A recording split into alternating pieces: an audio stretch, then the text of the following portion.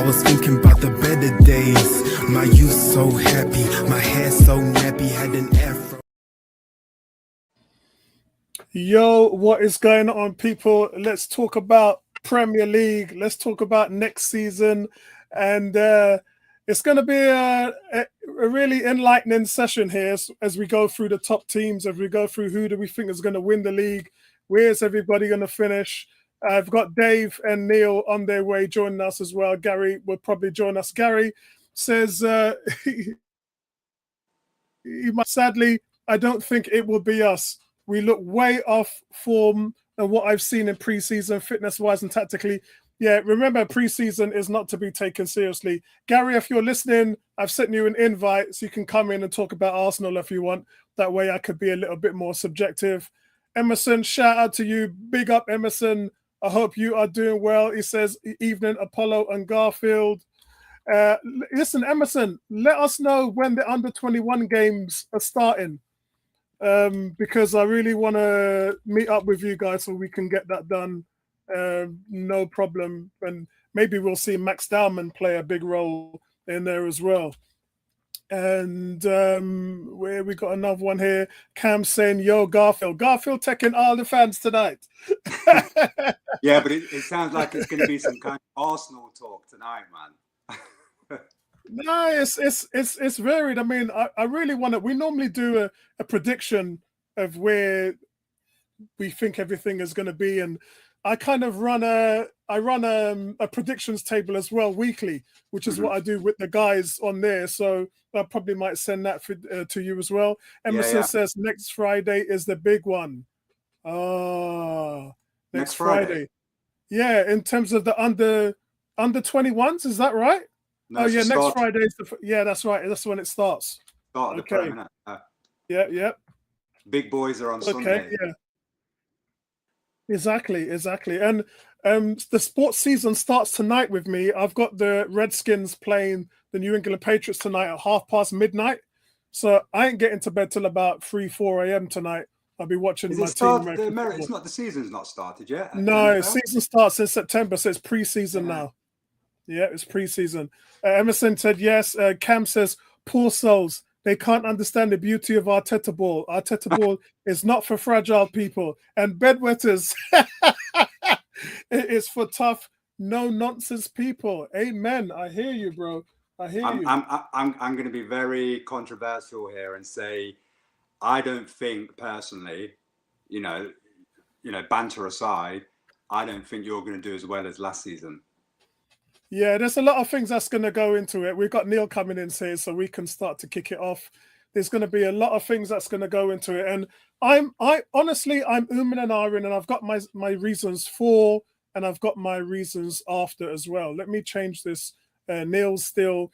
When I called Neil up at 9 o'clock, everybody, he was still eating his dinner, numbing his food, knowing that the stream was starting at 9 o'clock. So. We're up on Black Man time at the moment. Sorry, everybody. But let me just change this. Who will win the league? Okay. Yeah, it's going to be tight, this year. Yeah, I think it will. Especially, I think there's going to be a thing where who comes into form, and there's definitely going to be a thing where who's going to be out of form as well, because that's partly the reason why Liverpool did so well. And we'll have a look at their points total as well, is that Arsenal and Manchester City just went off the boil. And it was kind of easy for Liverpool, if I'm honest. In the last 3 or so games, they could just take it easy. I think they only won one in their last 5 or one in their last 4 or something like that. So, yeah, I think Arsenal could have ran them a lot harder had they had a striker. But we drew too many games, man. 14 games we drew. Well, I've got all the ins and outs of every all the top sides, players in, out, who's weaker, potentially stronger, and obviously finishing 15th.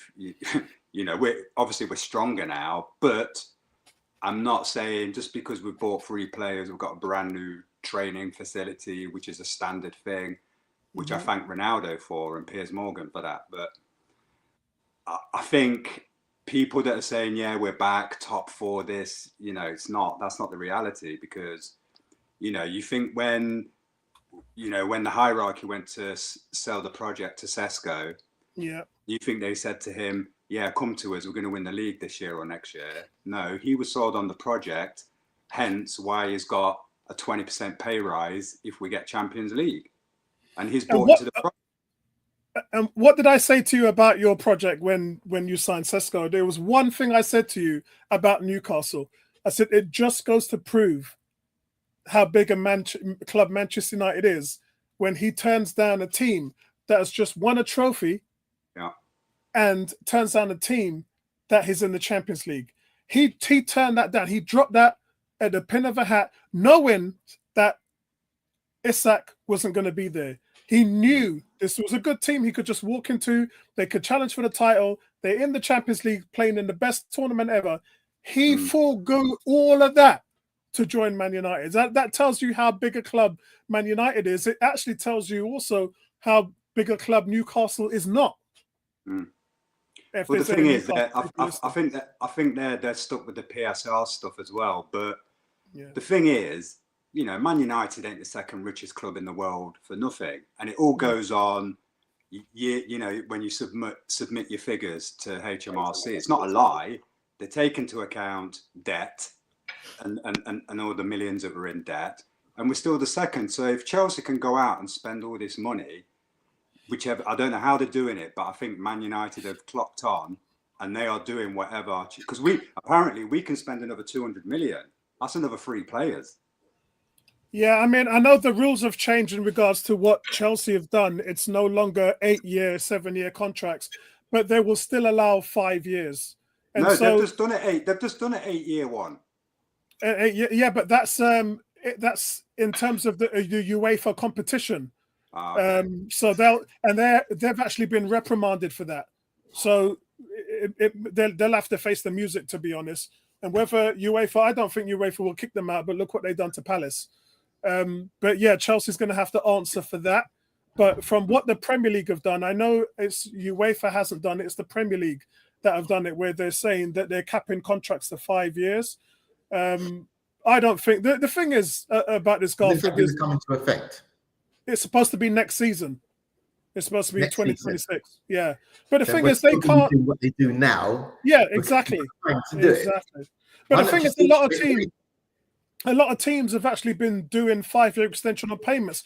We never ever. The most that Arsenal would do is 3 years, and even we've started to do it.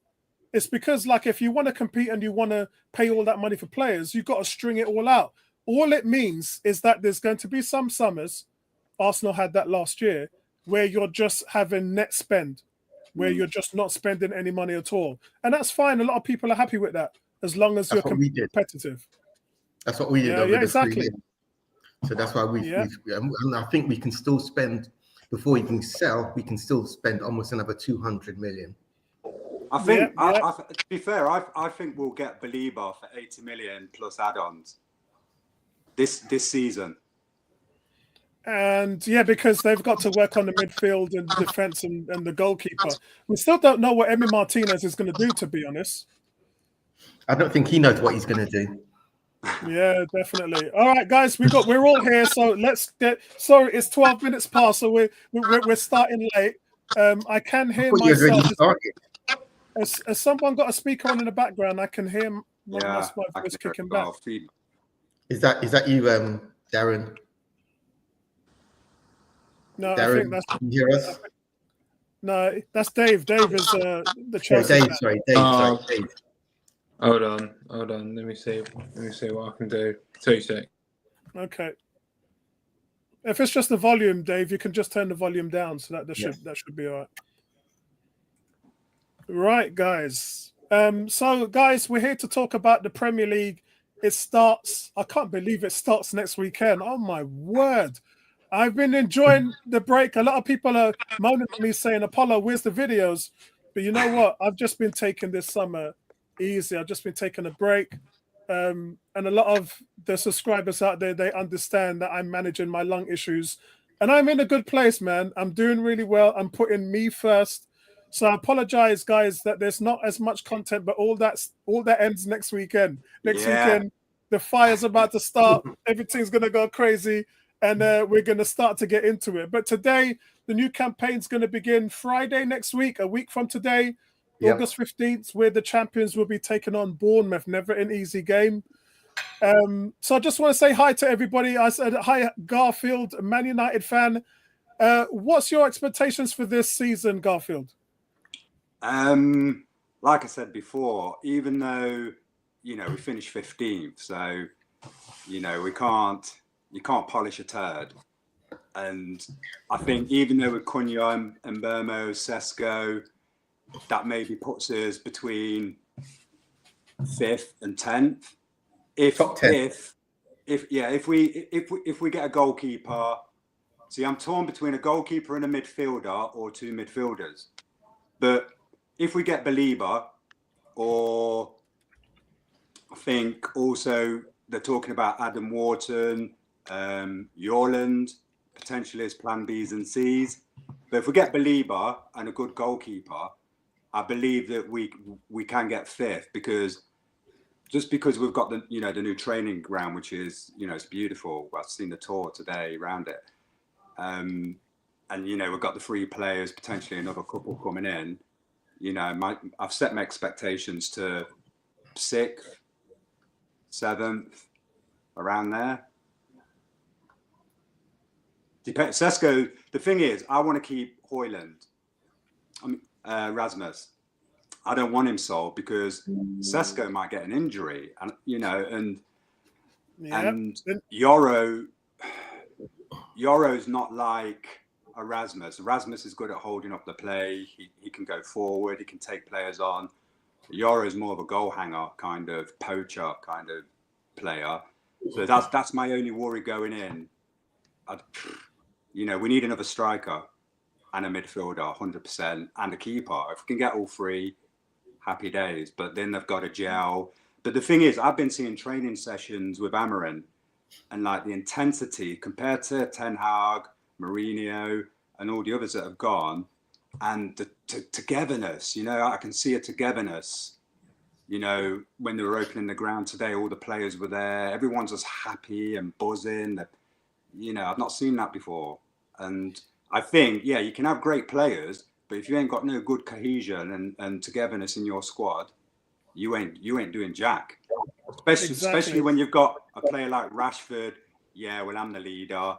We've got our own group leader now, where there's 4 players in there, and they're dealing with all the issues in the dressing room. Okay, you got Garnacho wearing Villa tops with Rashford's name on the back. You got Sancho. The freedom fighters, the bums. Yeah.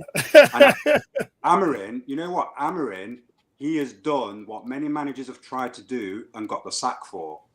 But excellent, I'm saying maybe 6th or 7th, anything more, because I think 5th will get Champions League. And I think the teams that were burning us off the field last season, like the Brightons, the Bournemouths, the Fulhams, if we can win them games, we will get 5th. And none of them have improved, remember? Yeah, I know. I was just about to say Spurs were in the situation where, they got into the Champions League because they beat you in the final, but then you're trending upwards because of the summer that you've had and the front line that you now have. And Spurs are trending the other way in regards to them, losing Morgan Gibbs from Nottingham Forest, and then obviously Maddison getting an ACL and is out for the season. So Spurs are in no man's. They're just in dead man's land. Liverpool, what's your thoughts, Neil, on where your season's starting? In regards to you, Neil, you started the previous campaign 3rd favourites and you defied all the odds. And it's a fair. I think Arnie Slot only had about a 5% chance of winning it on the Opta scale. But look, you've lost Trent Alexander, Luis Diaz, Darwin Núñez has gone, and obviously the Jota, the tragic death of him. So how's the new signings? Florian Wirtz, Melos, Frimpong, Ekitike. How that's a strong line, bro. Do you know what? It's a strong line, but what you've got to remember is individually they're great players, but football's a team sport. Yeah, and I always say this, right? I never make up my mind until after the first season because you don't know what they're going to do. I mean, most of those players that you've named, apart from Frimpong, haven't played in the Premiership. Yeah, the Premiership is a different league. They come from easy leagues compared to the Premiership, right? Verts, great on the ball, but when he gets clattered by a good old-fashioned defender, yeah, he's going to think twice every time he gets on that ball. Yeah, you know, I know people say that we're favourites. I don't think we are. Maybe next season, if we've still got this team, they're gelling well, they're playing well, they understand each other. Because remember, they haven't been together long. Yeah, I know. Yeah. They've reinvented almost like Man City as well. You've just reinvented the team. And what you have to bear in mind as well, that some of your side, a quarter of your side is an aging squad as well now. Hitting 30. Do you know that's fine because we've got enough youngsters in the team to balance that out. Yeah. The one player that I have concern over is Salah. Yeah. Salah. And the thing is, because he's going to be going away for the African Cup of Nations, 6 weeks or so, right? Yeah. Now we see the players left over, what they're going to do. Yeah. How well they're going to play. Yeah. Last season we depended too much on Salah, too much on Alexander for the set pieces and stuff like that. We haven't got Alexander anymore. Yeah, but you say that if you take Salah's penalties out of his season total goals, how many from open play? There's not that many. No, there's not that many. But at the end of the day, he still was the top goal scorer. He still got the golden boot. Yeah. So even though you're trying to say penalties, and non-open play, right? That don't mean jack. It don't mean jack. At the end of the day, a goal is a goal, no matter how you score it. Yeah, true. Yeah, and that is what counts. So when people say that, I just laugh because, do you know what? It's a goal. Yeah, it's made a difference. If it was a situation where he was getting into all of that, into those situations and not scoring the penalties and not scoring from on open play, then I'd be worried. But he was scoring goals when he needed to, and he wasn't the only one that was scoring goals. And what about Alex? How do you feel about Alex? Do you know what? As I said, I don't know. As I said, I don't know. Right now, do you want the tissues? Yeah, tell us how you feel. Come on. I don't need tissues. As I said, right now, right at the beginning of each season, whenever we get players that we have problems with, or players that have left, or players that come in, I don't really say much about the team because I want to see them play at least 10 games to understand whether they understand each other. Whether they can play well together, because it's, as I said, it's great. You can get all these big names, you can throw them in the team, right? And as a team, they can flop. We haven't. You know, our pre-season was okay, it wasn't great, but then even when we played AC Milan twice, Slot used all the players. That just tells you they're fit enough to play maybe 60 minutes or so. It doesn't tell you that they're fit enough to play well together in the combination, his final combination, because he didn't play them like that. Yeah, he just gave them all a run out. Yes, we won both of those games, and we had different goal scorers. I mean, that young guy, I can't remember his surname, but Rio. Yeah, he's a player for the future. But is he a player for this season? Probably not. Yeah, we got the same with Max Dowman. So where are you going to finish? You're going to win it? Do you know what? Right? Yes, we're favourites for winning it. Right now, I'm going to say the top four, not in any order, is Liverpool, Arsenal, Chelsea, and City. That's the top four in my view. Yeah. I agree. As I said, it depends on how quick our new players can gel and play well together in the team. Yeah, they haven't had that proper opportunity in the Premiership yet. So I will say right now, I will say top four. Yeah, because I'm not going to commit. Yeah. Ask me after the first 10 games, then I'll be able to say, because I would have seen these guys play together. I would have seen them play without Salah, right? Because remember, the thing with Salah, right? Salah's gone after the season. Yeah. 2026. He says he's gone. Yeah. So we have players who have to get their finger out. Yeah, this season.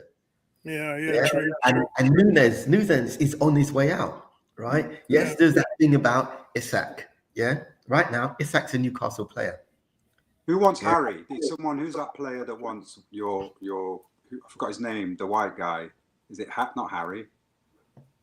Harvey Elliott. Is it Harvey Elliott, the young guy? Harvey Elliott. Because I can't remember who it is now, but someone's coming for him. Well, kind of suggested they're looking at him. Yeah. The one player that I want people to take is Jones. And no one's mentioning him. But they mention all the other players. But Harvey Elliott, I get it because he might not get many. Lightsberg it was to replace Seska. Yeah, RB Lightsberg. So so what it is with him now, he knows that with the players that we brought in, with our midfield, that the way it is at this moment in time, he's not going to get the game time he wants. Yeah, so he'd rather go to another team. He said he's ready to go. So he will go to a team that will give him that game time. Remember, he's looking at England, playing for England. Yeah, most of them are. That's what happened with Smith Rowe when we lost him. He's not going to get much opportunities in England if he's sitting on the bench 3/4 of the games. Yeah. Same with Rasmus as well, and Sancho. Sancho's just a bomb, but So as well. So with those players, I mean, as I said, 10 games. Ask me again in 10 games time, and then I'll know, because right now I don't know what Slot is thinking. I really don't know. And you want to see, this is starting to be his team now. Last year I could say it's Klopp's team, but no, this is started to be his team now, playing his way. So I kind of agree with you on that one. Garfield is saying United's going to finish somewhere around 7th. Neil is pleading the 5th by saying we're going to make top 4. It's on the league, and you're giving it top 4 chat. Come on, man. No, because at the end of the day, right? At the end of the day, it's very easy for me to go with what everybody's saying is, we're going to win the league. We're going to win the league, right? But within my heart, I have to see that team play in the Premiership. The warm-up games are just warm-up games. Yeah, we're not really playing tough Premiership opposition, so we don't know. It's in the no. Yeah. The thing is, if Van Dijk gets an injury and is out for 6 months, whatever, then it just changes the whole dynamic of your. It does. We have to see. We have to see how Frimpong. I mean, yes, he's not a centre back, but we have to see how he plays and how he links up with Van Dijk. Yeah, that's what I'm saying. It's you. If Liverpool kept 90% of their team that played last season and only brought in 1 or 2 players, I would say yes. Do you know what? You didn't have to spend it. I don't think you had to even. Teams are so far behind Liverpool, I think, that you probably didn't even need to spend any money, and you'd still be ahead of them. You're right, but the bottom line is, right, Slot is not going to go another season with Klopp's team, Klopp's setup. Yeah. He's got to make his mark. Yes, he made his mark, but the team he made his mark with wasn't his team. Yeah. Does that even mean anything though? Like, I get this whole is it his team, is it not? But if it's a formula that's worked and it is working, are we really going to sit here and go he needs to change it? But it's not his formula though. And what you got to look at. Who gives a crap about that? Apologize. You're talking to a Chelsea fan who said Mourinho. Yeah, I know, but they don't care who they win it with. They just care that they win. They don't care. That's the bottom line, isn't it? No. You're right. But what you've got to look at is managers have egos. Yeah. A manager for him to win the league, he's got to know he's had everything to do with that team. Yeah, not just select players. Yeah. He's got to know he's got to do that, right? You look at Slot. How many players did he bring in last season that helped win that league? I honestly, I think it's a bit bizarre. Only because I get that there are managers that might have egos that might want to stamp their authority. He was given the red carpet Slot when he joined. Like Klopp literally brought him out, was singing his name and stuff. Slot them really. And we're only really talking about players because style of play was quite similar, but Gravenberch was a revelation. Like that wasn't a Klopp player, really, was he? So Gravenberch wasn't a Klopp player because he wasn't played as a number 6. Yeah.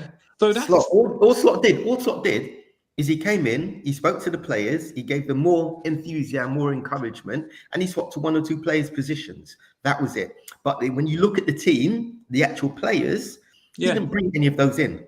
Yeah, but that's coaching, though, isn't it? That's coaching. Being able to coach a team and go, do you know what? It's all right, copy and paste the players, but we're going to alter things slightly and we're going to play slightly different. I mean, I just think if that's his motto and if that's what he's going to do in terms of players, like I'm going to bring in my players, and it's a bit of an ego play. He does. I think he's gone wrong, and I think you're going to go wrong with. I mean, Isak's a great player. But you've just brought Ekitike and right? Isak's too injury prone. Yeah, but Klopp did the same thing with his players. He brought in his players. The majority of those players were players he brought in. Yeah, he didn't stick with the old players, right? Because he had. No, but you lot were like finishing 7th and 8th when he. But he still had his own. Yeah, but you still got to look at a manager comes in. He has his ideas. He sells his ideas to the owners, to the sporting directors. This is my vision. This is how I got to go forward. Every manager does that. Yeah, of course. Now it's Slot's turn. That's what Slot is doing. He's selling his vision. Yeah, he's trying to bring in the players he wants to bring in that he thinks will improve on what we've got. Yeah. Who's going to play on the left, Ekitike or Isak? Sorry? Who's playing on the left, Ekitike or Isak? Well, they're going to have to play. There's no one in the middle, mate. There's nobody in the middle. Okay, so no. It's a weird one, isn't it, if they get Isak? If we get Isak will be our number 9. Yeah. Okay, so where's Ekitike come into it? Ekitike is going to be a winger. Really? Before he'd be on the bench? You're right, Apollo. You're right. He probably will be on the bench, right? That's if we get Isak. But and that's what I'm saying. I have to wait for the first 5 to 10 games to see what happens because I get what he's saying. I see where you're coming from now. Yeah, it doesn't matter what I say or what I think or what I want. Yeah, I'm not the man who's managing those players. I'm the man who's playing with those players in training, getting his ideas and saying, "Oh, you're better off here. You're better off here. I want you to come back more. I want you to defend more. I want you to attack more." That's not me. That's Slot. Yeah, I see where you're coming from. As a Liverpool fan, we don't know that from those warm-up games. He played everybody in almost every position. We don't know as fans. We don't actually know. Yeah, we know what their basic positions could be or should be, but I'm not the one with the tablet.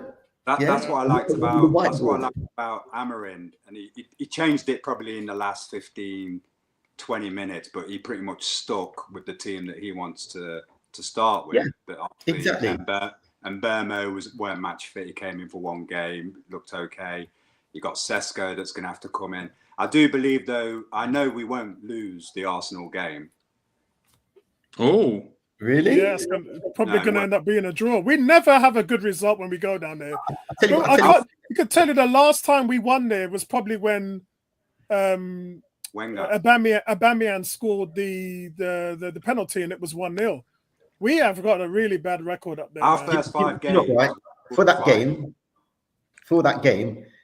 I actually think it's going to be a stalemate because you're talking about a team that's had the best defense for the last 2 seasons against possibly 3 of the strongest forward playing players in United. Now, whether they go together the most or not, expensive attacking force in the world right now. On paper, they should score loads of goals, but we know that's not always the case. Exactly. All I ask is a Sesko Gyökeres celebration. Oh, mad. But that's what Miles Lewis-Skelly did last season. Let's go to Dave and Chelsea. Chelsea, can they make it a 4-way battle in this campaign, as Liverpool proved last season? I think my question to Dave is, obviously Chelsea's on a real high after what they've done to PSG. No one's been able to dismantle them like that. So is Enzo's young squad going to continue to shine? Where are they going to finish this season, Dave?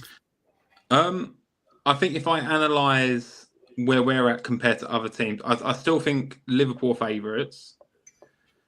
I think Arsenal are one signing away from overtaking them.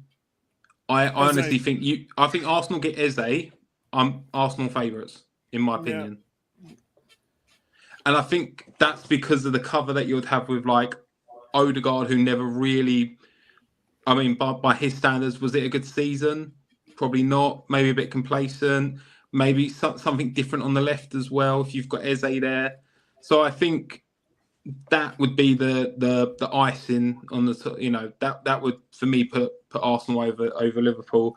And then I think it's us and City. Kind of almost no one really knows what to expect from City this season. I think people are thinking they're going to bounce back. It's just if they do or if they don't. By their standards, yeah, who knows? Is Foden going to have another stinky season? Not too sure. Well, they've got their hearing in October, isn't it? The decision's October now. Yeah, and that's probably looming over a lot of those players. But at the same time, it's, you know, has their standards dropped? Who knows? Let's face it. With that hearing, yeah, we know what's going to happen. They're going to get smacked on the wrist. They're going to get fined, and the fine is something which will be pocket change to them. Yeah, well, that's going to set the precedent, though, isn't it? That's going to set the precedent, and people will do it. Other people will do it. Yeah, but they would have got away with it. I mean, to be honest, how can you have 115 charges and take this long to bring at least one forward? That's why I don't think it's going to happen. Honestly, nothing's going to happen. I mean, the Premier League at the moment is very monopolised, even in Europe. Like 9 teams, I think close to half the leagues in Europe. 9 teams are in Europe, I think. Yep. Why do people want to ruin that? Like, it's crazy. I think kind of going back to Chelsea, Club World Cup, really good campaign, done really well. People are going to always kind of go, oh, leading up to the PSG game, it was a bit easy. But the fatigue of playing, you know, a lot of games through the season and being able to come through and seeing how the lap's settling in. João Pedro, I wasn't too keen on João Pedro. Now he looks phenomenal. See that goal? Like he's going to really fit in. He scored another one tonight, man. Class player. Yeah. I mean, I was watching it, and the players like when you see Gittins looks like a player. Estavio, he looks scary. So I think we're gonna carry this momentum through. We've got Palace at home. Good, you know, quite a good starter game, I think, and I think we can really mount like a challenge in the sense of to like Arsenal and Liverpool if we play our cards right and if things go well. Just had unfortunate news with Colwell. It's the quality of depth as well, isn't it? It's what your quality is. Ben. Yeah, that I was going to come on to that with Arsenal. That's going to be my biggest banger for you, like when I talk about the Gooners. Yeah, I mean, I think we've got everything there to really have a good go at the league, and we're probably not strong enough to win it, but I think we could give it a good go if we get things right. But I mean, Colwell's injured straight away. Now he's out for like 6 to 8 months. Yeah, Jackson going? Wasn't it? Wow. Yeah, Jackson will be gone. He's asked for a transfer request, I think, because I think we've been kind of like selling him to suitors in this massive whole kind of striker. Trying to rip Newcastle off, isn't you? 80 million. Yeah. Oh, they're saying he's out for this season. Yeah, he basically is after the recovery and rehab and stuff. He's going to be done, isn't he? So I mean, that'll be a big blow for us because he was looking quite what I'd call leaderish. And really coming into his own, Colwell. So, but luckily we've just bought. Obviously, I can't remember his name now. It begins with a H. The lad from Ajax who can step in. Yeah. What do you think of Palmer? He's hot and cold because he's hot and cold at the minute, isn't he? I mean, I think Palmer's. You've got Dario Esugo's come in, Dilat, Manduo Sarr, João Pedro, Jamie Gittins, and Jess Derry. Oh, Joel, do you know what? You've sold a whole team. You've sold 11 players and bought. Yeah. Crazy. Well, that's what happens when they ended up with 16 strikers last season, attacking players. 16. Like, we sell Jackson, we're going to be like net. I think net's probably like 30 million. Like, we'll be in profit if we sell Jackson for like 60 mil. So that gives you an idea of the buying and selling we've done. Yeah. Crazy. It's a lot. The thing is, I've got two questions for you. Well, the first one obviously is, if you sold anybody and made a mint on them, I know Madueke, you got good decent money for him, but a lot of the players that they're getting rid of, they've lost money on. I don't know. But you think it's balanced? Pedro, not João Pedro, sorry, João Felix. I think we either got it back, or I think you got it back. Yeah, same with Dewsbury Hall. Got that money back as well. Jackson will be a profit, I believe. Yeah, he would be. So who's your star player? Who's the guy that's gonna who the games are gonna rest on their shoulders? Cole Palmer. And I think that's the thing. Like, and kind of going back to the point with Palmer is, towards the back end of the season, he was blowing quite cold. It might have been just the players that we had. Who knows? It could be fatigue, and that is probably the one worry for me, is fatigue at this moment in time. Playing through the season, Club World Cup, and it's a case of, it's just, it might be too much for a lot of the players come like that Christmas winter time. I can see us starting strong and maybe doing the same as we've done this season, but maybe fizzling out, because come to Christmas, people forget, like we was really in the hunt, and we were one of the surprise packages to that Christmas. So I think we're going to start off really strong again, and I think we'll be in with a shout. It's just whether we can hold our nerve, and with the additional depth in the squad, can people come in and do a job for us? And I think that's going to be the key. Are you looking to bring any more players in? I think this ownership, and this is why it's smart with this ownership. We'll get Garnacho, I think. Garnacho is going to be there. And what we're doing at the moment is we are really buying players who can hold their value. So let's say Garnacho comes to Chelsea, and for a season or two, maybe he's not a star player. What are your thoughts on? Do you rate him? Garnacho? Yeah. I think he'll rate him. I think he'll be more of a super sub for us. I think we've got too many better players in those areas. I'll be honest with you. He's going to be a player where your supporters are going to be like, I don't know. But then they're going to love the baggage that it brings, because as soon as he scores the first goal, he's going to be kissing the badge, sitting on the thing, doing that, like basically giving the thing up to Man United. But he needs to be careful, because if he starts doing that and then has a few bad games, he's got 2 kids, man, and he doesn't act like a grown man. He's immature. He is. He's immature. I've got no hate. I hope he does well, but he's just an immature guy. But look at what we've done with Sancho. Exactly. We weren't. Yeah. Like, Chelsea ain't a team that will mess about with a player like that. We will go, right, is he good? Is he not? Can we get better? And we'll go, screw it. All right, we can get better from him. Let's sell him. If we can make money on him, brilliant. If we can't, at least he'll hold his value because of his age, and that'll be it. And then people will be talking about how well we've done in the market again. So we buy players who can hold value, or we can actually get a profit on. And, we've been doing that quite well. Good on. Yeah, I think you have. I mean, for me, every time I saw Chelsea play, I thought your best player was Madueke. And when you came to the Emirates to play us, and Tony and Gary will tell you, the only person I was worried about from Chelsea was Madueke. I was like, this guy is going to run rings around us, because he's that kind of player. So when Arsenal fans was like, why are we buying him? They just couldn't see it. The guy's got bags of talent, man. 23 years old, can play on the left, play on the right. bags of talent. I think he'll have a breakout season for Arsenal this season. But do you know what's annoyed me when I heard about when we was going for Belieber, and then all of a sudden Brighton put the 104 million tag with a release clause of whatever. I couldn't believe, right? There's players in the Championship, / First Division, that are on more than him. He's on 14 grand a week. Yeah, but that was roughly the same as Sesko, isn't it? Sorry, Sesko and Victor Gyökeres. Victor Gyökeres went from 36,000 a week to 200 grand a week at Arsenal.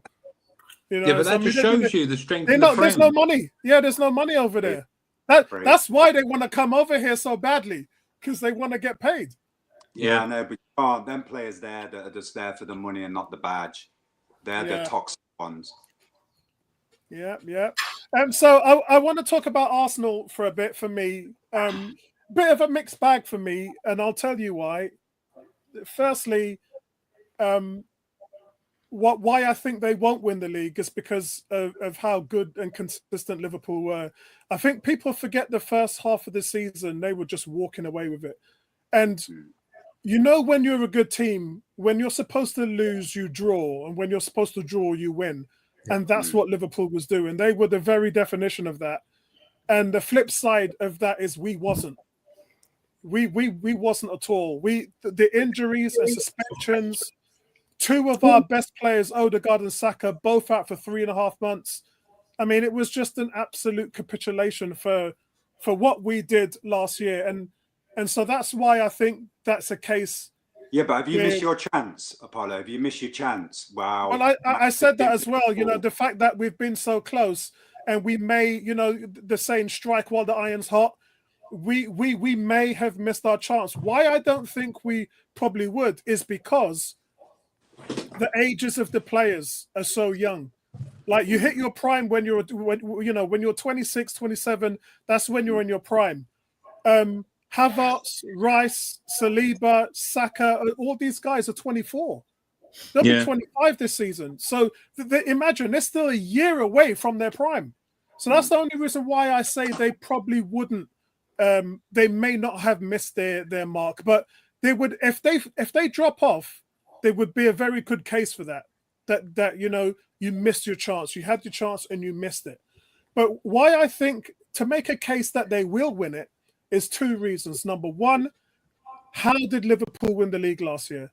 You know, for me, Liverpool, as I said, they didn't put a foot wrong. But in the mix of things, the points total, 84 points, is like that's 7 points less than what City won it the year before, and 5 points less than what Arsenal had. And I know Liverpool kind of walked the last 3 or 4 games.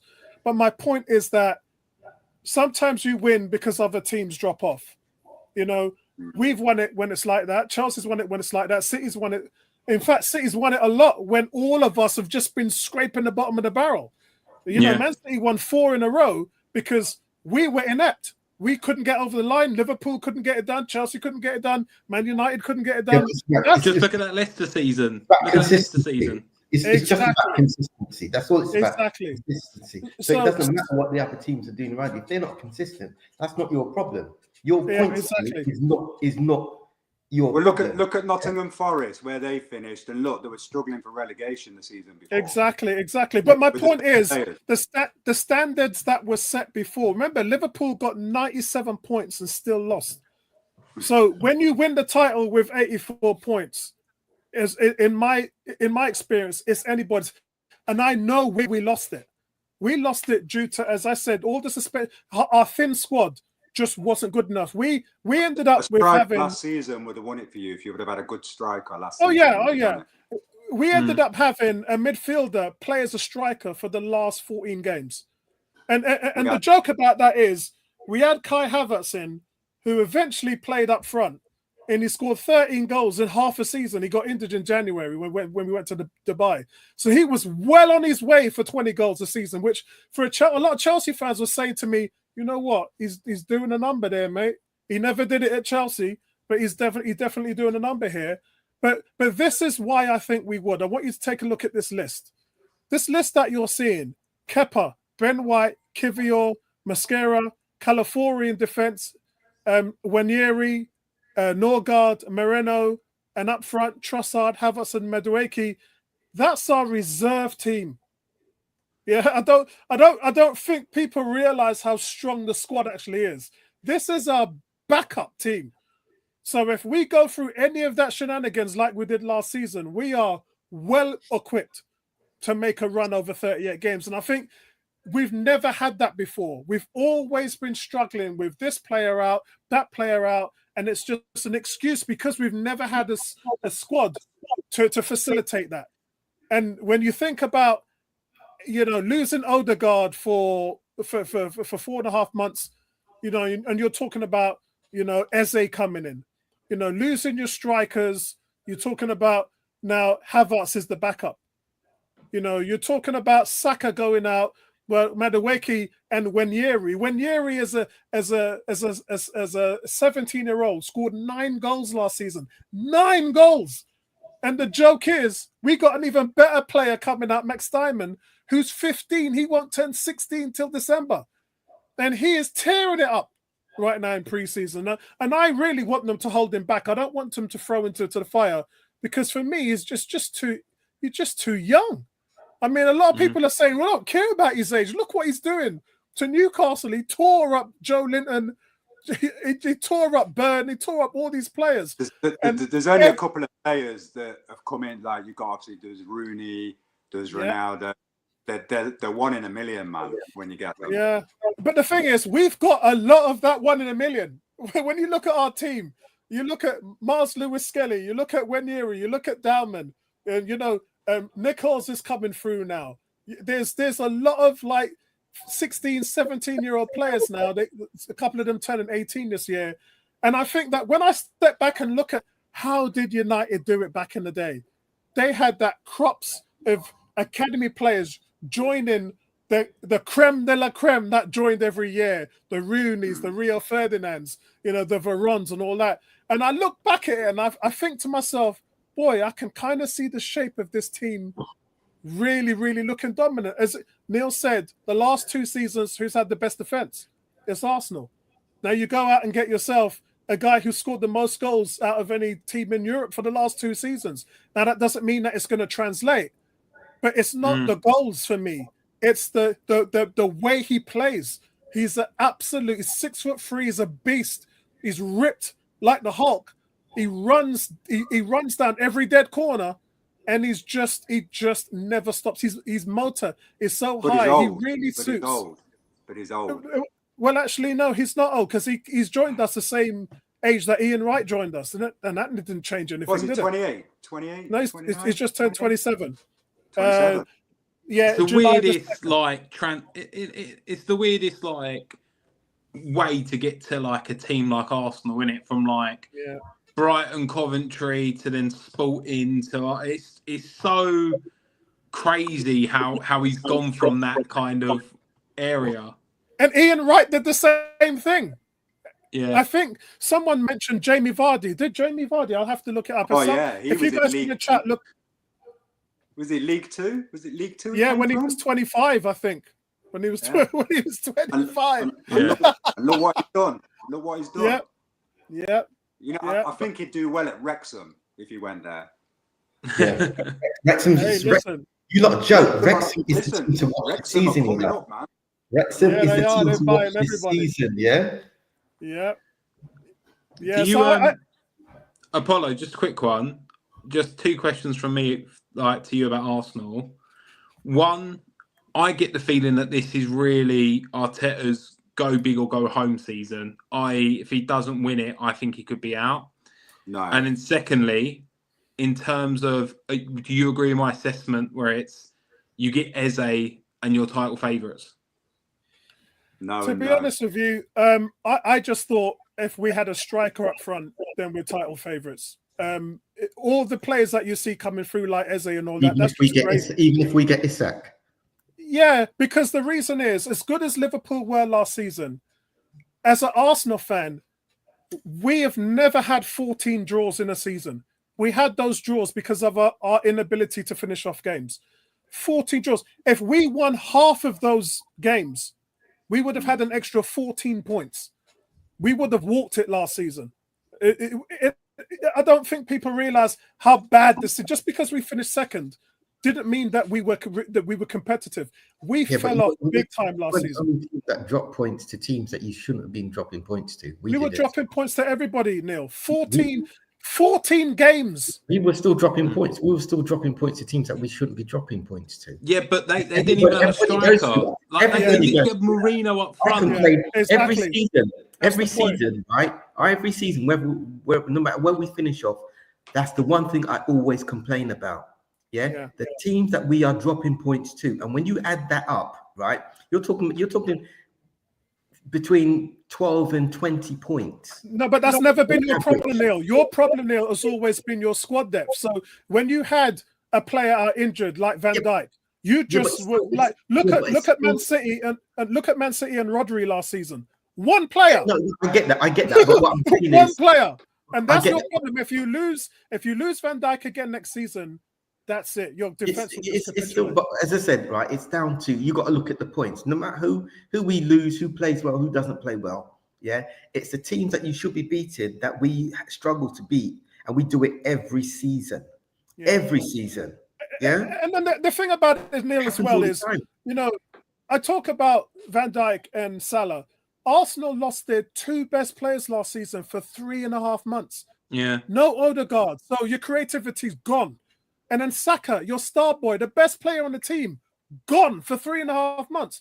So I don't think people really grasp what really happened with Arsenal last season. That's why they've been so aggressive now to go out and get bodies in there, because there can be, as Dave alluded to, there can be no more excuses. There can be no more excuses. Apollo, did you want Sesko or Gyökeres? Be honest.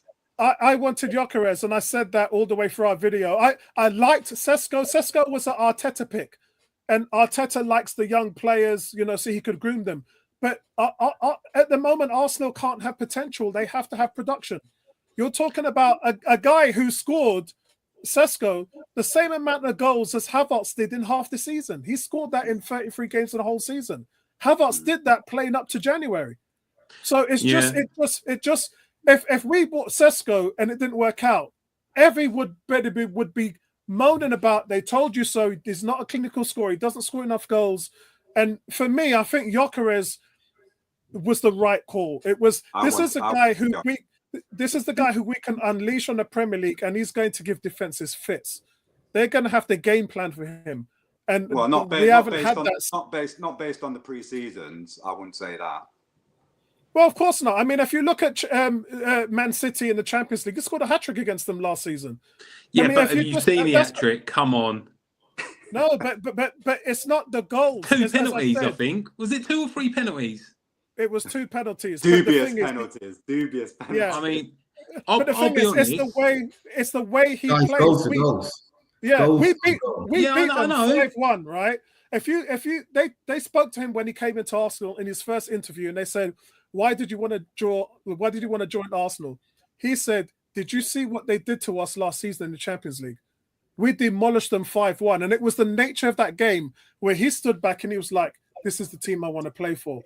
And in that game, obviously he played the 2 best defenses was Inter Milan and Arsenal in the whole of Europe. And we stifled them. If you look at how we played and what he did to us in that game, we were struggling to handle him. We couldn't handle. There was one time when he picked the ball up on the halfway line, he ran past Saliba and then bowled Kivior, came on the inside and hit the post, and it was out of absolute nothing. We don't have a single player on our team that can do that. Not one. Mean, I get like maybe style of play, and maybe this is. I might be coming at this from a very ignorant standpoint, but when I've looked at his finishing, like in that Portuguese league, and I've watched a lot of his goals, I'm looking at him going, does that go in the Prem? And I don't know whether you've seen it as well. Like his level of finishing, I don't think he's as clinical a striker as if he's been made out to be. For example, Salah goes through on goal, and I'm looking, I'm thinking, he's a finisher. Like he'll slot it bottom corner nah. So I agree with that, but the one thing that I've looked at is, look, he's scored 97 goals in the last 2 seasons. This guy's averaging 43 goals a season. All I need him to do is score half of those. Yeah. If he comes in, I'm not asking for him to score 40, 35, 30. I'm not asking for that. If he gets between 20 to 25 goals this season, that's enough for me, because we've got goals. Remember, Martin Odegaard tied the Premier League record for midfielders. Frank Lampard and Cesc Fabregas, they were the other two players. 15 goals from a midfield spot. Yeah, Martinelli scored 15 goals in this season before. Saka gets 15 goals. So there's goals in the team. So it's not like the days of Ian Wright where and Aubameyang, where if our strike ain't scoring, no one else is scoring. We're talking about Thierry Henry levels where we knew Henry was going to score, but we also knew Ljungberg, Perez, and everyone else around was going to score. So that's kind of where we're getting to now, and it's a real safety net for us because it's something that we just haven't had in a decade at the club. That's a focal point, isn't it? Arteta is. Even if you finish third or fourth, he's in that league of just finish top four, your job's safe, kind of. That's what I feel. No, he definitely isn't. I don't think so. No, he definitely isn't. He's there to create a dynasty. Arsenal, when he took over, were broken. They were a broken team. Yeah. I remember going to see Unai Emery in a half-filled stadium. Nobody remembers those days. Yeah. And what I'm trying to say to you is, and I get these questions all the time, if Arteta doesn't win the league, he's gone. That's rubbish. That's rubbish, because what this guy has done for the club is more than winning. You can win the title, and he's been very close. But what he's done with the owners is he's changed the culture. How many managers can come out there and say that they've actually done that? Hold on, let me finish. We had among the worst atmospheres in the Premier League to one of the best. Like a guy would score an own goal or get sent off, and there'd be boos everywhere. People would be leaving the stadium at half-time. Now we score an own goal or a guy gets a red card, and the cheers and the claps and we've completely transformed. I remember seeing us beat Liverpool 6-3 at Anfield, and the Beast scored 4 goals. And that day, it wasn't Arsenal's performance that shocked me. It was Liverpool's fans that shocked me. 6-3 down, and they were cheering on their team, and I had never seen anything like it. And it was from that day I realized Arsenal have got a long way to go. And I can stand up here today and say we've arrived as far as our culture and fan base is concerned. But he's the one that's done that. Arteta's the guy who's done that. He has transformed that.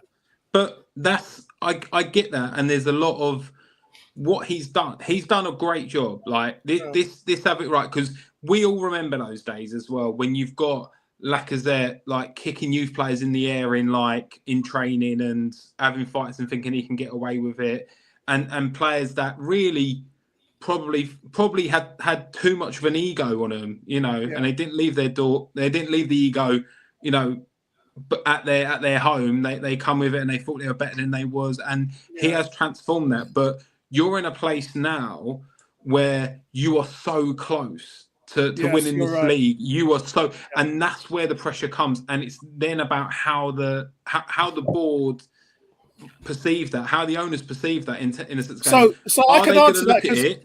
Are they going to look at it one of 2 ways? And this is my question to you is, are they going to look at it like how you said and gone, yeah, culture's changed. Do you know what? We're happy with Arteta, or are they going to go, we're so close. If we get someone else in, we could win this. And again, it might upset the culture in 2-3 seasons, and you could, take one giant leap forward and then potentially slowly move backwards, or you can keep that steadiness there, but you might not necessarily win because other teams are coming up, and teams are now coming up quite fast on Arsenal.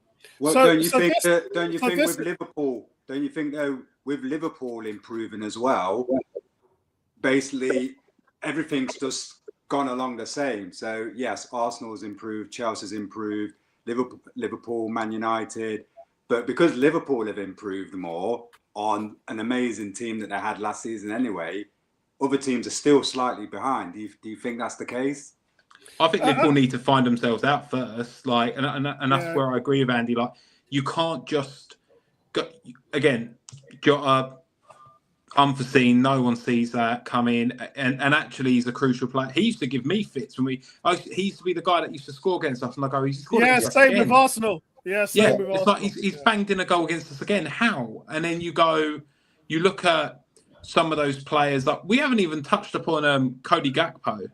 Like, no one said about him. Oh, please, Neil, please. He's going to come onto that later because I wanted Arsenal to buy him.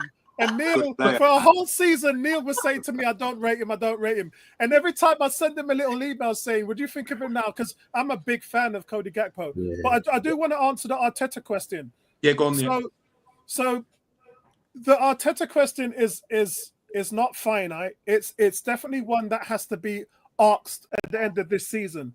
But it's never really been asked previously before. And the reason for that is because the board have taken the onuses of the blame for themselves. Arteta has said to them he wants a big squad. He wants to be able to protect his players. And he hasn't been able to do that. So when he's lost, the thin squad thing just didn't work. And because we haven't had that squad, even in January when they were talking about Ollie Watkins and all of that, all he was saying is, it's up to the board, it's up to the board. So he's moved that problem to the board. The board have then gone this summer and said, all right, you know what? We're going to give you what you've been asking for. We're going to give you a team to go out there and win it. So at the end of this season, if we don't win because of Arteta, then he'll be gone. Yeah, and I think that's right. And I think that is because, and like you're saying, he's moving that problem and going, listen, it's not on me. Yeah. But then if the board can go, we gave you this to achieve the goal. And the target was to win the league, and you haven't done it. That's like saying, Amarin, you asked for your pre-season, you wanted to come at this time. Yeah, we gave you the players. If you don't get us to fifth, you're sacked. It just won't happen. No, it's not like that, because the reason why Arsenal have failed over the last 3 seasons is because of the lack of squad. No other reason. They've not had the strikers. They've not had the replacements for, you're depending on a bunch of 21-year-olds. We can laugh about this now, but our best team was filled with 20 and 21-year-olds 2 or 3 seasons ago. You cannot win a league with a bunch of 21-year-olds. As good as we were, remember, we had the best start in the Premier League history. 18 games, 16 wins, 1 loss, 1 draw. That year that we just bolted out of the blocks. And what happened? Thomas Partey gone. Saliba gone. All the injuries, one by one, they started falling like flies. And then to the point where you ended up with nothing. And then we were turning up to games with our players gassed because they played 95 minutes every game. They were never substituted because they don't had anybody to come on and replace them. And basically, we just strung them out. We just wrung them out. It's the reason why I'll bet any of you that if you don't win the league, Apollo, this season, Arteta will still be there next season. Well, I hope he is. I hope he is. Because I believe in his philosophies. I've seen him set up this team in the way that we've dominated teams. And it's frustrating because, you come in with a plan, don't you? The plan was, let's get back into Europe, which we did. Then let's get into the top 4, which we did. And then let's challenge for the title. All those, in terms of targets, he's hit. But the difference is the strength of the squad, which is what you need to go 38 games. We've never had it. So that's been the big drawback. And it's not only that, Arteta has to take the blame as well, because when he could have rested players like Saka, etc., and that, he didn't. He just overplayed Saliba, overplayed Saka. You can't have guys playing 37, 36 games in the season, and that's what he's been doing. Why? Because he doesn't trust who's on the bench. The quality has been so poor, he doesn't trust them. So he leaves the guys out there, and what happens? Hamstring, and then they all fall like flies. So that's not going to happen this year because he's got the squad in depth. Well, this is the thing. He's got that. And I think my question to, in terms of United, imagine if Amarin says, "Get me these players, and I'll get you tops, and I'll get you top 6." And then at the end of the season, United finish 8th or 9th, do we not think Ratcliffe will go, all right, well, I gave you what you wanted, you didn't achieve it, get out? No, I because think there's got to be, it depends upon the comms that have been kind of like said to managers, and if depends what the goal is. I think Arteta has reached every single milestone and not won that league yet, and I think this really is his time. I think if he doesn't win the league, depending on circumstances, and I'm gonna caveat it by saying depending on circumstances, because if they do not mount a serious opportunity, and if they lose the title by like 2 points, maybe even 3 points, all right, there might be justification. But if they're off it, like might even be double digits off it, or in that 9-point range, he could be gone because he hasn't met the target really. And especially if Liverpool go back to back, slots come in. What's the justification for keeping him? Good point. That's a good question.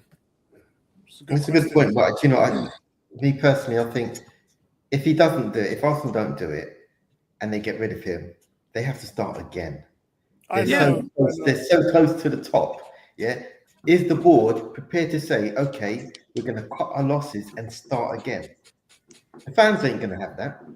I don't. Unless something seriously happens where we capitulate and it's on him. I don't think that's going to happen because I've watched him over the last 5 years, and I love his philosophies.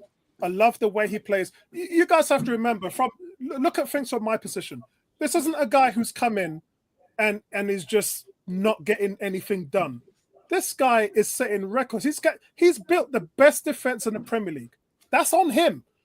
He's matched the win total of the Invincibles. He's actually broken the scoring record, the goals scored per season for Arsenal twice. Imagine it's that. Not winning you a title, is it? It doesn't matter.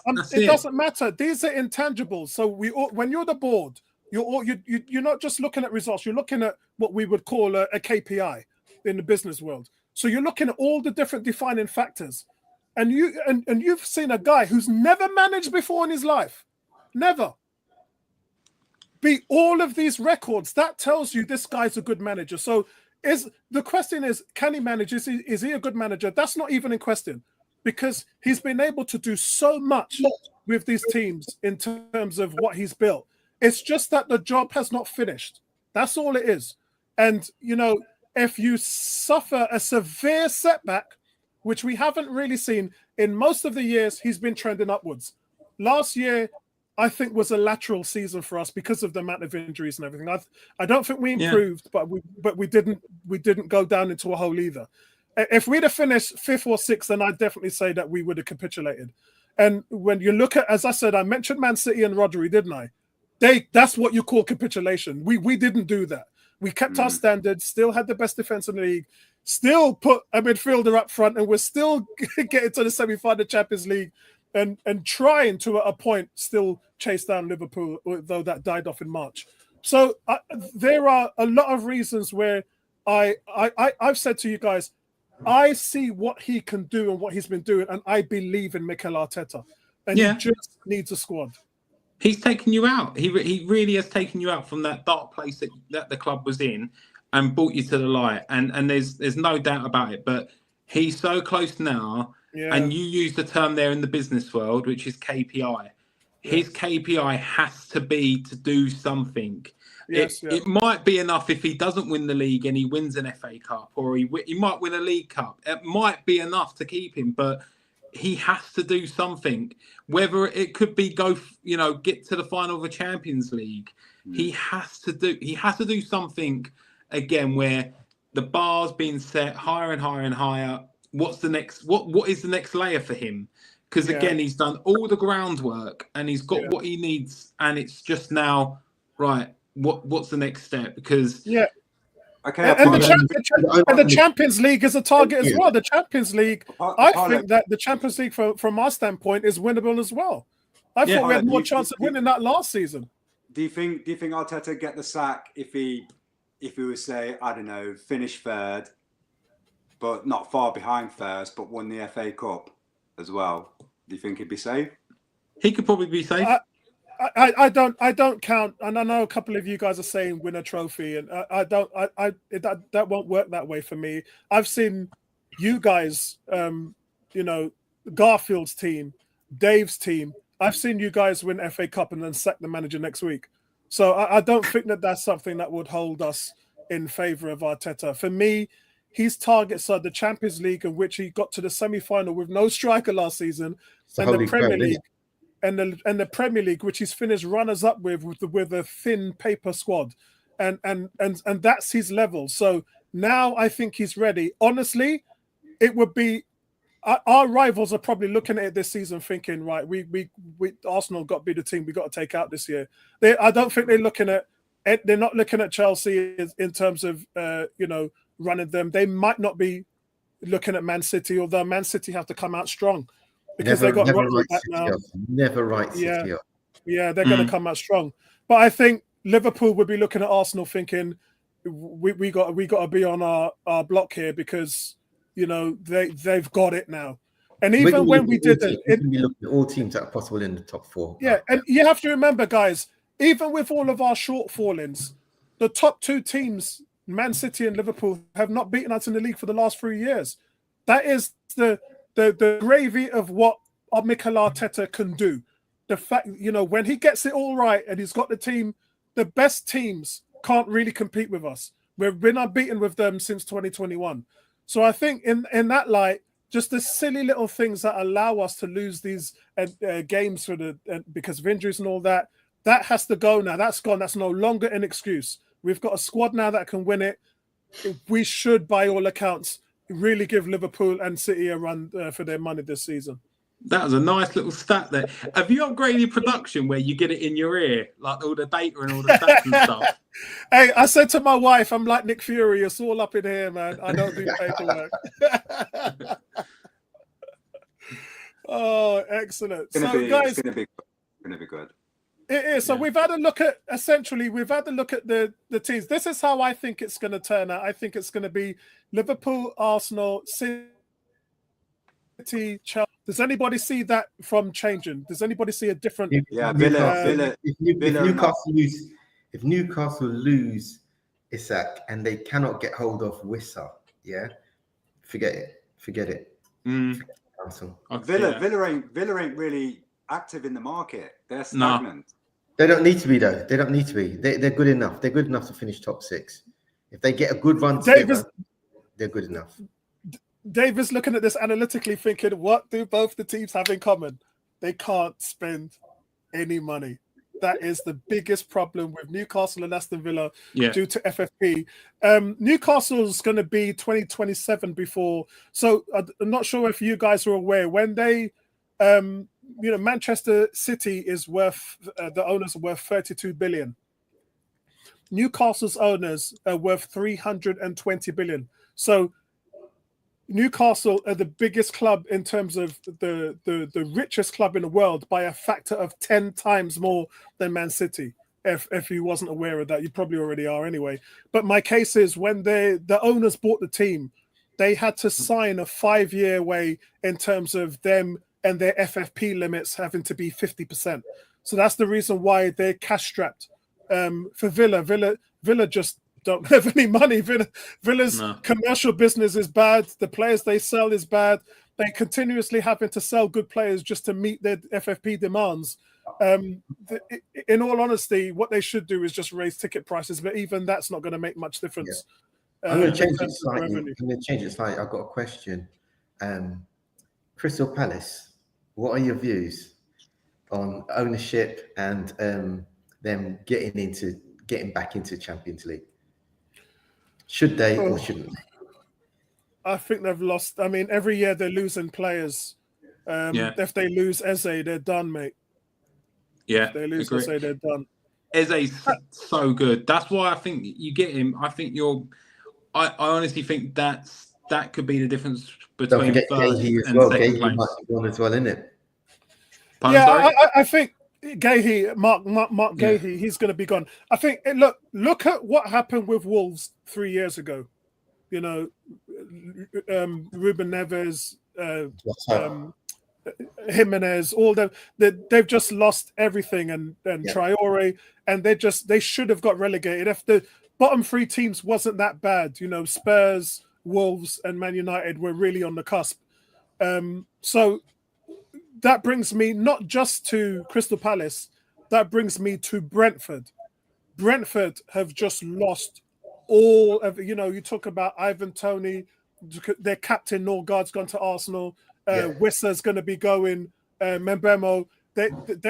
Brentford are going to absolutely capitulate this season. So your point against Crystal Palace, I can see that happening. That's going to be another team. Actually, let's just go down the pecking order, shall we? Which is the mid-table. Who's the three teams that are coming up? I've forgotten. Who's the three teams coming up? It Leeds, Sunderland, and Burnley. Oh, they're back down. We don't need to think about them. They're back down. I know. All three of them are going straight back down. They're going straight back down. Sunderland have burned 100 million already. That's been a bit of a trend, though, isn't it? When was the last league that someone came up and actually stayed the following season and not gone straight back down? When was the last time that happened? Yeah, I think it's been tough. Leicester, I remember that season Fulham spent 100 mil and went back down. And that, it's fine. All three of them, they're down. Don't worry. Don't need to think about them. Yeah, I think it's Nottingham Forest, guys. When Nottingham Forest came to the Premier League, they had 21 players on loan that season. Didn't they bring in 28 altogether in that season? That's some of them. 28 players. They had to buy half the team. But it worked though, didn't it? It worked. Yeah, it worked, but that's unheard of. No one's done that before. No one's actually changed the whole team. Yeah, could you imagine your manager walking into your workplace and said, Ross sacked, come on. Everybody gone. Well, you know what? It worked for them. I don't think anybody should take that advice and do that again, but it definitely worked for them. It really did. Yeah, because Fulham kind of tried it, didn't they? And it didn't work for them, so... Yeah, it did. I mean, I've put Forest, Palace, Brighton, Bournemouth, Man United, Brentford. I think Brentford actually.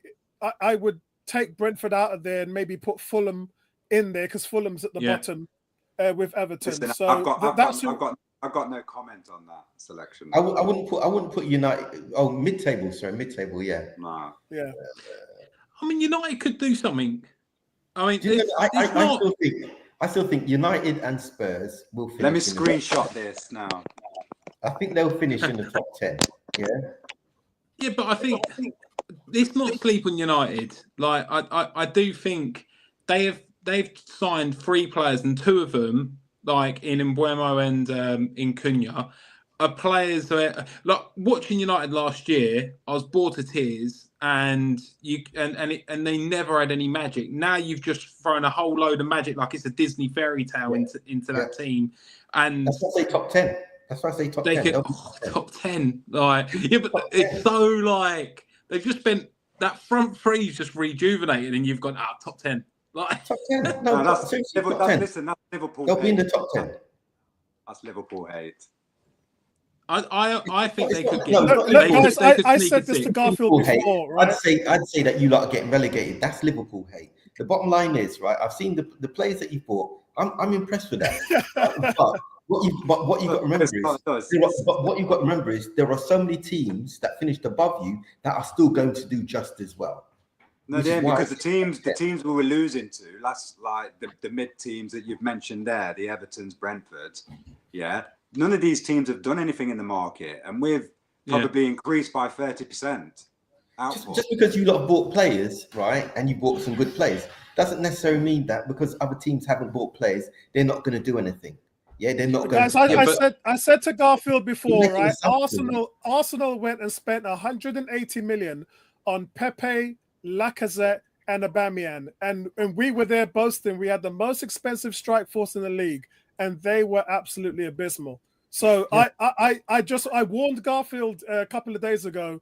Just be careful what you wish for, because it looks good on paper, but in reality, you may be looking at something completely different. It's that experience of those players playing together, and that's what I was saying about Liverpool, right? We've got great names coming in, but none of them have played together, right? And most of them haven't played in the Premiership.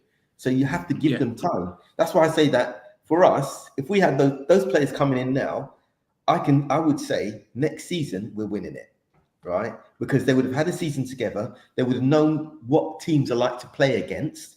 Yeah, they know which defenders are going to chop them down, that sort of stuff. They know all that. Right now, it's new. They don't know anything. Yeah, they don't know anything. So right now, a lot of those players are going to be running into brick walls. Yeah, let me just get from Garfield. Garfield, how good are your front three really going to be?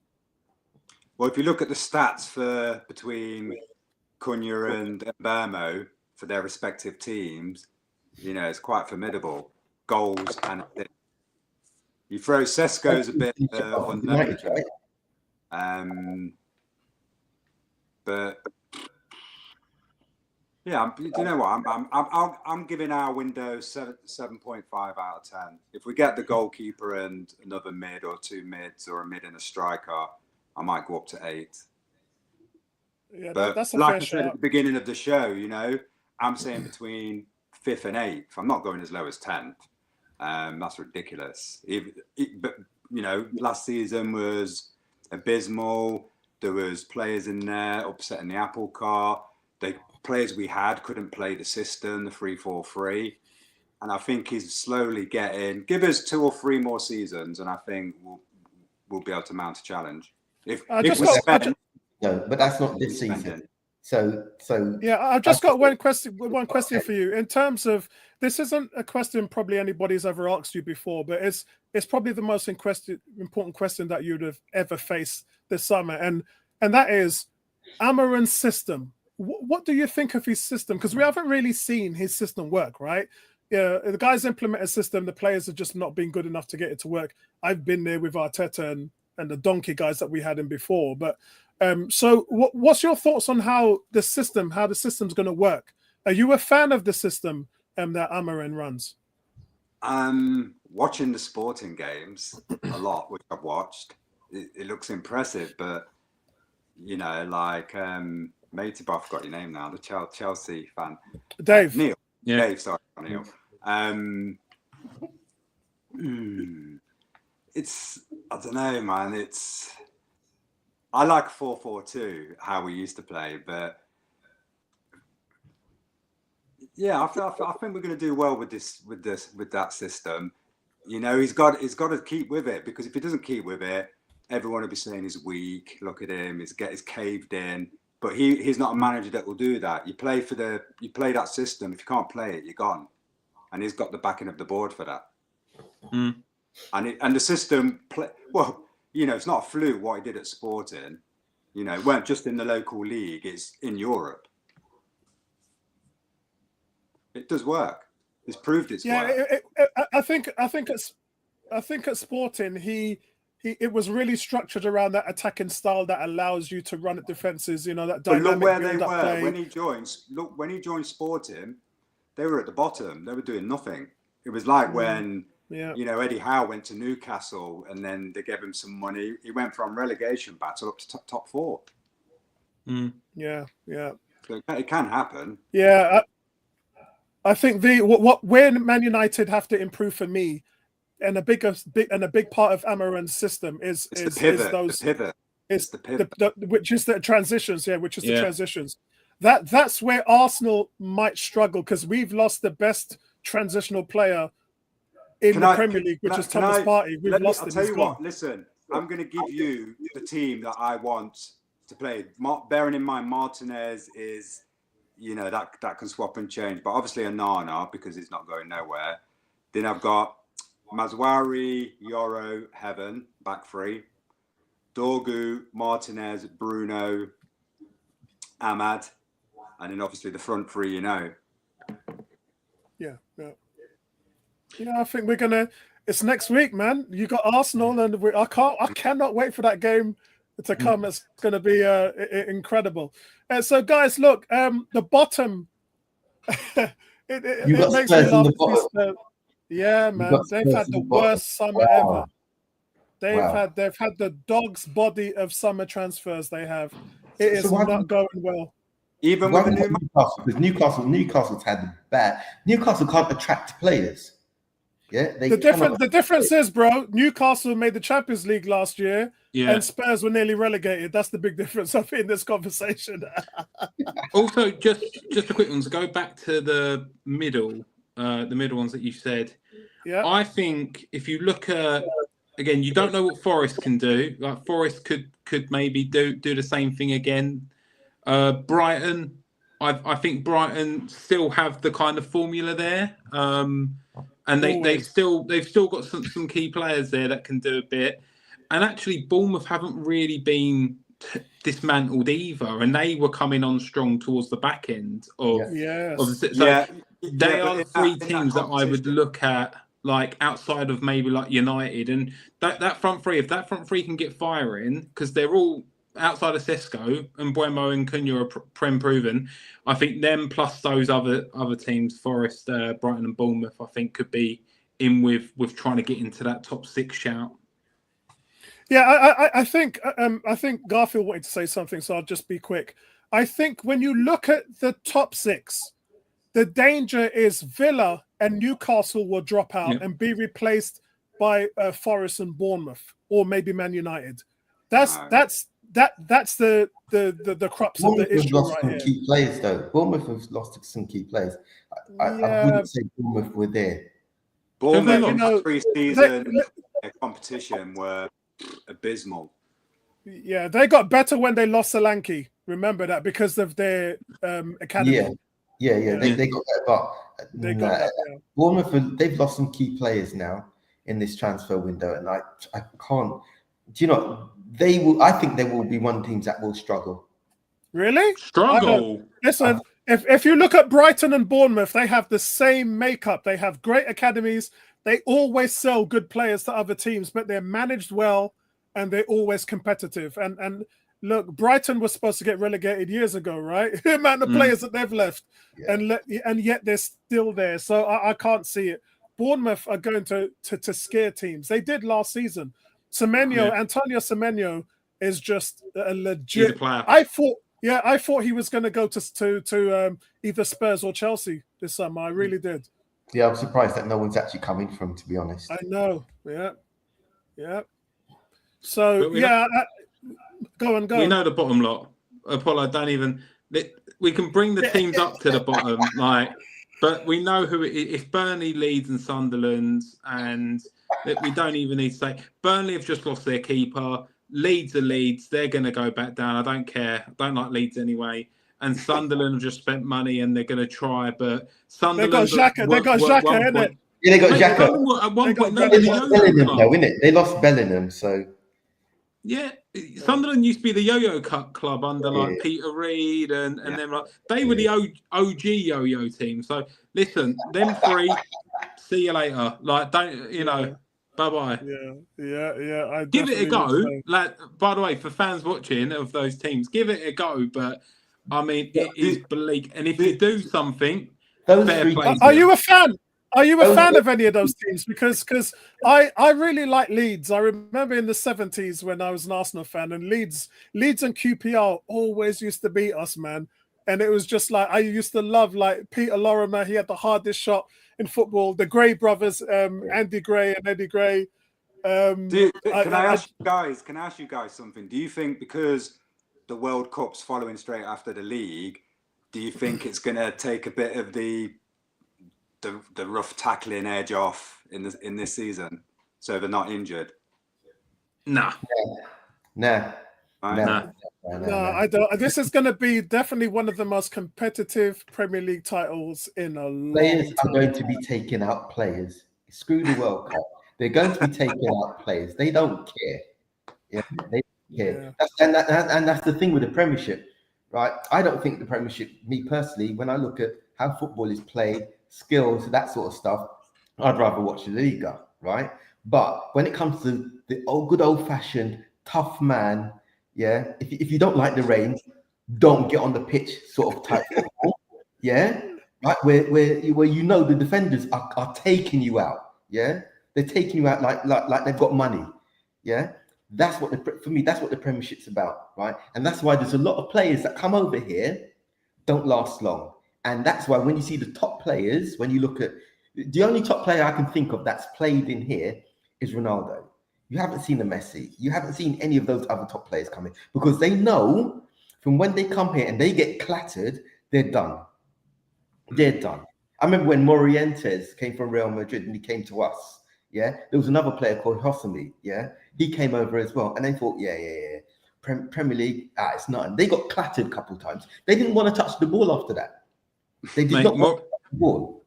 Morientes still scares me when he was at Monaco and he absolutely but when in the Champions League. When he came to the Premiership, he was like a pussycat compared to the other leagues he's played in. Because he knows as soon as he gets on that ball, someone's coming for him. Yeah, and they're not coming for him and asking him, right? They're taking him out. Yeah, we've got one of the few leagues where players are encouraged to get a yellow card for the team. Yeah, and that's the difference between the Premiership and the other leagues. Yeah, unless you're Man United defender. You play as a team, right? You don't. These players aren't really encouraged to show their skills. Yeah, they're not allowed to because you have to attack and the defend as a team. Yeah, when they go abroad, they get all that. That's why you get all these people.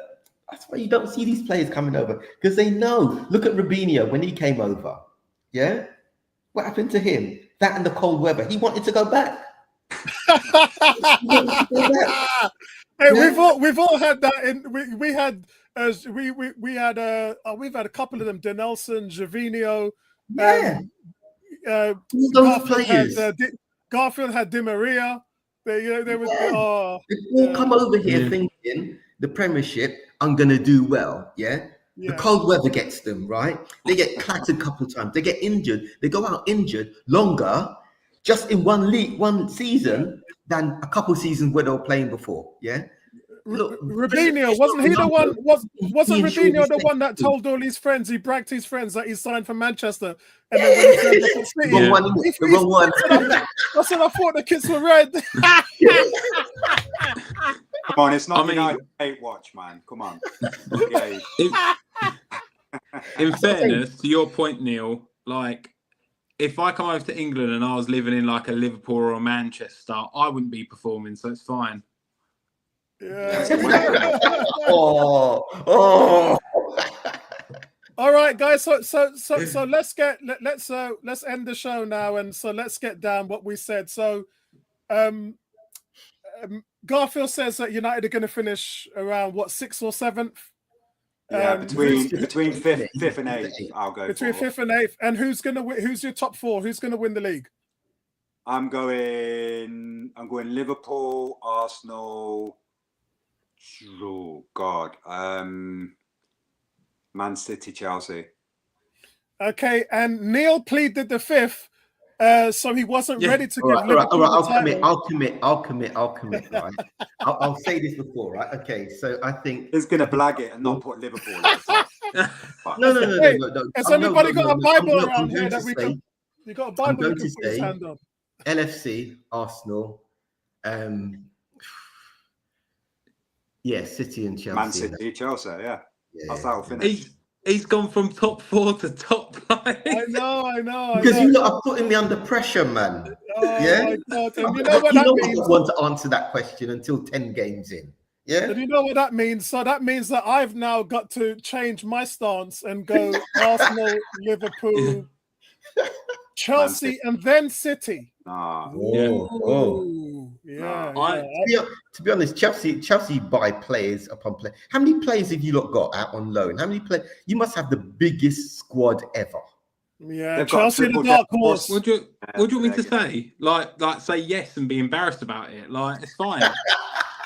Yeah, Chelsea you the dark horse. So many players, man. Dave, who's your top 4?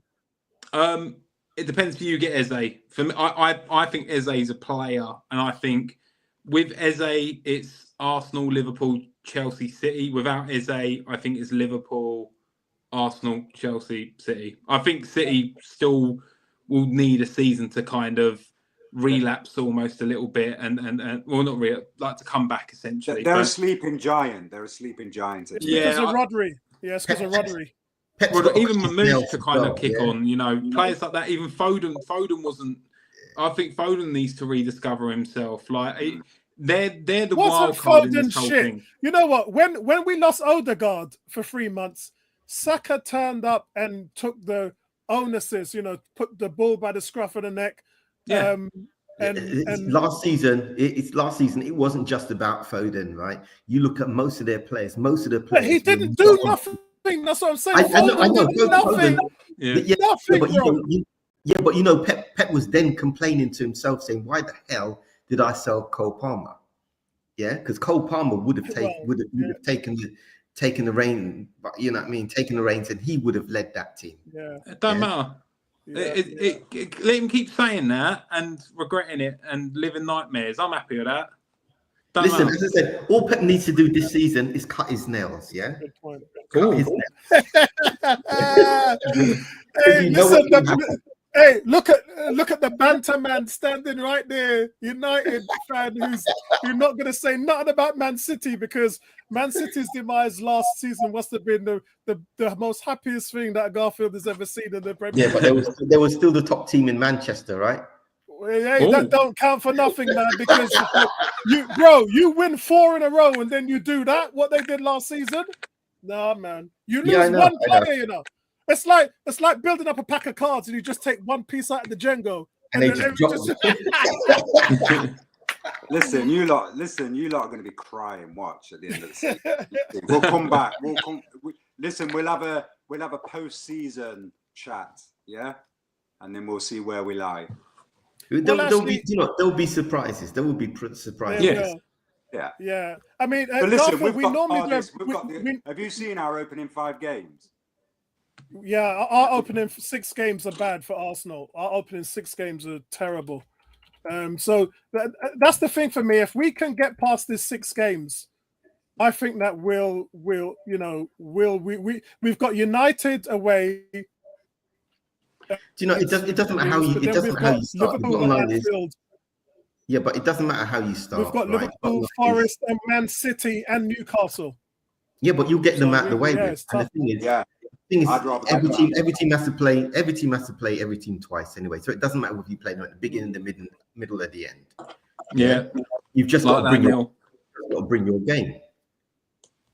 Yeah, good point by Stu MC. Yeah, big up Stu, man. Listen, it's 10:40 now. Thank you for your time, guys. We used to do the Premier League show every Friday, but due to commitments and everything, we kind of tailed off a little bit last season. So what I might do is I just might do a monthly roundup at the end of the month. I might do a Premier League show on the Friday rather than try to do it every week, because it was just too much for me in the end. Tony got busy. Sorry. Well, do twice a month. Yeah. Do it if you can. On a Sunday night. If I can, yeah, I can. It might be Sunday nights is bad for me because that's the NFL. I'm watching the Redskins at that point. So Red Zone's gone now, isn't it? Is Red Zone gone? Yeah, but I got IPTV, so I just watch the channels in Washington. Okay, fair enough. I watch a terrestrial, but I heard it's coming back to Channel 4 or something. Oh, I heard I heard Channel 4 is doing they have about 10 breaks every bloody minute, man. Yeah. It's because it's a day experience. The games are like 3 hours. I love it, man. I love it. All right, guys, listen, have a great weekend. We'll get some consistency on the Premier League show for you guys this season. And definitely Dave and Garfield will be coming back along with Neil. And we'll catch you in the next one. Nice one, guys. Appreciate it. Cheers, guys.